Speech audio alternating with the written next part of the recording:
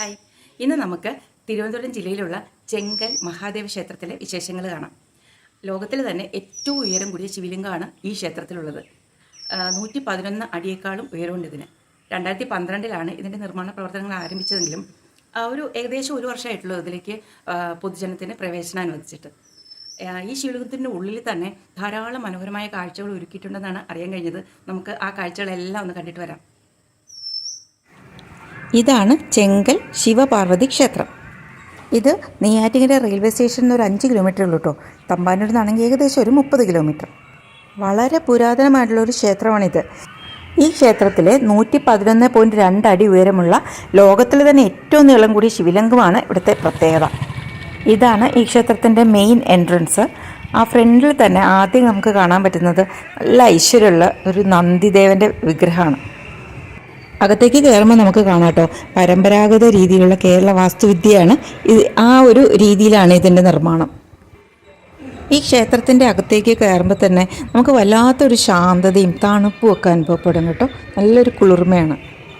ഇതിനുള്ളിലാണ് ഇവിടുത്തെ പ്രധാന പ്രതിഷ്ഠയായ ശിവനും പാർവതിയും. തൊട്ടടുത്ത് തന്നെ ഉപദേവതകളായിട്ട് ഗണപതിയും സുബ്രഹ്മണ്യനും ഉണ്ട്. ഭാരതത്തിൽ 12 ജ്യോതിർലിംഗങ്ങളാണ് ഉള്ളത്. ആ ജ്യോതിർലിംഗങ്ങളുടെ മാതൃകൾ ഇവിടെ ശ്രീകോവിലിന് ചുറ്റുമായിട്ട് ഇതേപോലെ പ്രതിഷ്ഠിച്ചിട്ടുണ്ട്. 12 എണ്ണം. അതായത് ഈ ക്ഷേത്രത്തിൽ ദർശനം നടത്തിയാൽ ഈ 12 ജ്യോതിർലിംഗങ്ങളും ദർശിക്കാൻ കഴിഞ്ഞതായിട്ടാണ് സങ്കല്പം. മറ്റൊരു മനോഹരമായ കാഴ്ച എൻ്റെ ശ്രദ്ധയിൽപ്പെട്ടത് ഇവിടുത്തെ തൂണുകളാണ്. എല്ലാം കരിങ്കല്ലിൽ ഇങ്ങനെ കൊത്തിയെടുത്തിരിക്കുന്നതാണ്.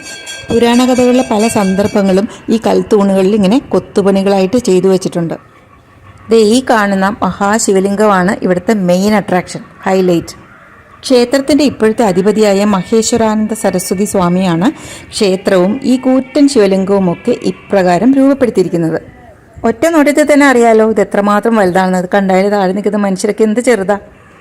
111.2 അടി ഉയരമുള്ള ഈ ശിവലിംഗത്തിൻ്റെ ഉള്ളിൽ നമുക്ക് പ്രവേശിക്കാം. അതിനായിട്ട് നമുക്ക് ഒരു 100 രൂപയുടെ എൻട്രൻസ് ഫീസ് ഒരാൾക്ക് നൽകി നമ്മൾ റെസിപ്റ്റ് എടുക്കണം. തൊട്ടടുത്ത് തന്നെ ഒരു വലിയ ഹനുമാന്റെ രൂപം പണിതുകൊണ്ടിരിക്കുകയാണ്. ഈ ഫെബ്രുവരിയോടെ അതിൻ്റെ നിർമ്മാണം പൂർത്തിയാകുമെന്നാണ് അറിഞ്ഞത്. ഈ ശിവലിംഗത്തിനുള്ളിൽ 7 നിലകളുണ്ട്. മനുഷ്യ ശരീരത്തിലെ സൂക്ഷ്മനാഡി മുതൽ മൂർധാവ് വരെയുള്ള 6 ചക്രങ്ങളെ ആധാരമാക്കി 6 ധ്യാനമുറികൾ 6 നിലകളിലായി ഈ ശിവലിംഗത്തിലുണ്ട്. ഇതുകൂടാതെ വേറെ 2 നിലകളിലൂടെ ഉണ്ട് കേട്ടോ. അവിടെ നമുക്ക് മെഡിറ്റേഷനൊക്കെ ചെയ്യാനുള്ള സൗകര്യവും ലഭ്യമാണ്. ഈ മഹാശിവലിംഗത്തിൻ്റെ ഉള്ളിലേക്ക് നമുക്ക് ക്യാമറ, ഫോൺ ഇതൊന്നും അലൗഡ് അല്ല. ഇതൊക്കെ സൂക്ഷിക്കാനായിട്ട് അവിടെ സെപ്പറേറ്റ് കൗണ്ടറൊക്കെ ഉണ്ട്. ഇതിൻ്റെ ഉള്ളിൽ ഞാൻ കണ്ട കാഴ്ചകൾ ഭയങ്കര പ്രത്യേകതകൾ നിറഞ്ഞായിരുന്നു കേട്ടോ. ശരിക്കും പറഞ്ഞാൽ പാറകളും വൃക്ഷങ്ങളും വള്ളികളും ഒക്കെ നിറഞ്ഞ ഒരു ഗുഹയിലൂടെ ഇങ്ങനെ ഒരു ചുറ്റി പണിഞ്ഞ ഒരു ഗുഹയിലൂടെയുള്ള ഒരു യാത്ര പോലെയായിരുന്നു ഇതിൻ്റെ ഉള്ളിലൂടെയുള്ള യാത്ര. ഇതിൻ്റെ ഉള്ളിൽ 6 നിലകളിലായി 108 ശിവലിംഗങ്ങൾ പ്രതിഷ്ഠിച്ചിട്ടുണ്ട്. ഏറ്റവും മുകളിൽ കൈലാസമാണ് സങ്കല്പം. ശരിക്കും പറഞ്ഞു കഴിഞ്ഞാൽ നമ്മൾ കൈലാസിലെത്തി ശിവനും പാർവതീദേവി നമ്മുടെ ഫ്രണ്ടിൽ പ്രത്യക്ഷപ്പെട്ട ഒരു പ്രതീതി തന്നെയാണ് അത് കണ്ടിറങ്ങുമ്പോഴേക്ക്. അതോടൊപ്പം തന്നെ പരമശിവൻ്റെ 64 മൂർത്തിഭാവങ്ങളും ഇതിനുള്ളിലെ ചുമരുകളിൽ വളരെ മനോഹരമായിട്ട് കൊത്തിവെച്ചിട്ടുണ്ട്. ഓരോ മൂർത്തിയും അതിൻ്റെ സൂക്ഷ്മവശങ്ങൾ വരെ വളരെ ശ്രദ്ധിച്ച് അതിമനോഹരമായിട്ടാണ് രൂപപ്പെടുത്തി എടുത്തിരിക്കുന്നത്. ഇതിന് പിന്നിൽ അധ്വാനിച്ചിരിക്കുന്ന ആ കലാകാരന്മാരെ നമുക്ക് അത് കാണുമ്പോഴേ നമുക്ക് ഓർക്കാതിരിക്കാനേ ആവില്ല. ഈ ഒരു കൺസെപ്റ്റിന് അല്ലെങ്കിൽ അതിമനോഹരമായ ഈ ഒരു സങ്കല്പത്തിൻ്റെ പിന്നിലുള്ള ആരാണെങ്കിലും അവരുടെ ആ ഒരു തോട്ടിനെ നമുക്ക് അപ്രിഷ്യേറ്റ് ചെയ്യാതിരിക്കാനേ കഴിയില്ല. ഇതുവഴിയാണ് നമുക്ക് ശിവലിംഗത്തിൻ്റെ ഉള്ളിലേക്ക് കയറാനുള്ള എൻട്രൻസ്. ഇവിടെ മെറ്റൽ ഡിറ്റക്ടറൊക്കെ വെച്ചിട്ടുണ്ട്. നമ്മുടെ ഫോണും പേഴ്സും ഒക്കെ നമുക്ക് വേണമെങ്കിൽ ഇപ്പുറത്ത് തൊട്ടടുത്തുള്ളൊരു കൗണ്ടറിൽ ഏൽപ്പിക്കാം.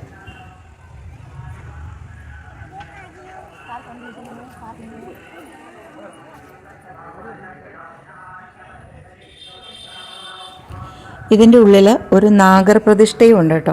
വളരെ ബ്യൂട്ടിഫുൾ ആയിട്ടുള്ള ഒരു നാഗർപ്രതിഷ്ഠയാണ്. അതിൻ്റെ തൊട്ട് പുറകിലൊക്കെ ഒരു ചെറിയ കാവ് പോലെയുണ്ട്. നല്ല ഗ്രീനറി ഉണ്ട്. കാണുമ്പോൾ തന്നെ ഒരു ആശ്വാസമാണ്.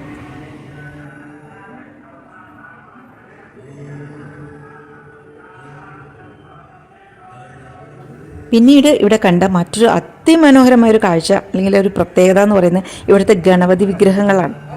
ഗണപതി ഭഗവാന്റെ 32 ഭാവങ്ങളെയും ഇവിടെ ഒരുമിച്ച് പ്രതിഷ്ഠിച്ചിട്ടുണ്ട്. ഇത്രയും ഗണപതി വിഗ്രഹങ്ങൾ ഒരുമിച്ച് ഇങ്ങനെ കാണുമ്പോൾ ഉണ്ടല്ലോ ഭയങ്കര രസമാണ്.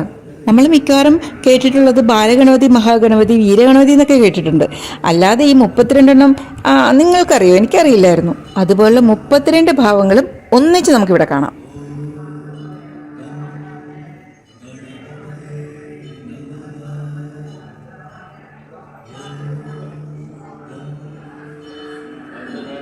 ഗണപതിയുടെ മറ്റൊരു പേര് മൂഷികവാഹനൻ എന്നാണെന്ന് നിങ്ങൾക്ക് എല്ലാവർക്കും അറിയാലോ. ഈ ഒരു നല്ല സുന്ദരനായ ഒരു മൂഷികൻ്റെ വിഗ്രഹമുണ്ട് ഇവിടെ.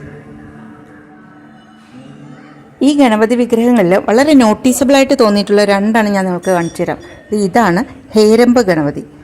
2 മുഖങ്ങൾ കണ്ടോ?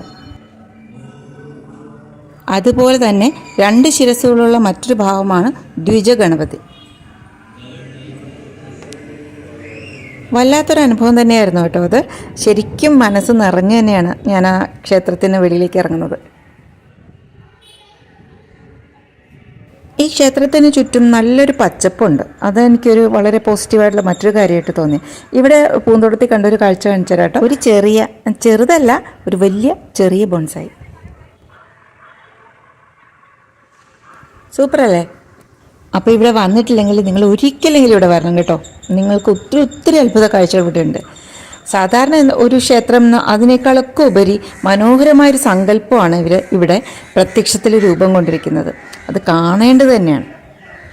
നന്ദിയോട് യാത്ര പറഞ്ഞ് ഞാൻ ഇറങ്ങുകയാണ്. അപ്പോൾ ഇതുപോലെ മറ്റൊരു യാത്രാവിശേഷങ്ങളുമായി നമുക്ക് വീണ്ടും കാണാം. അതുവരയ്ക്കും ബൈ.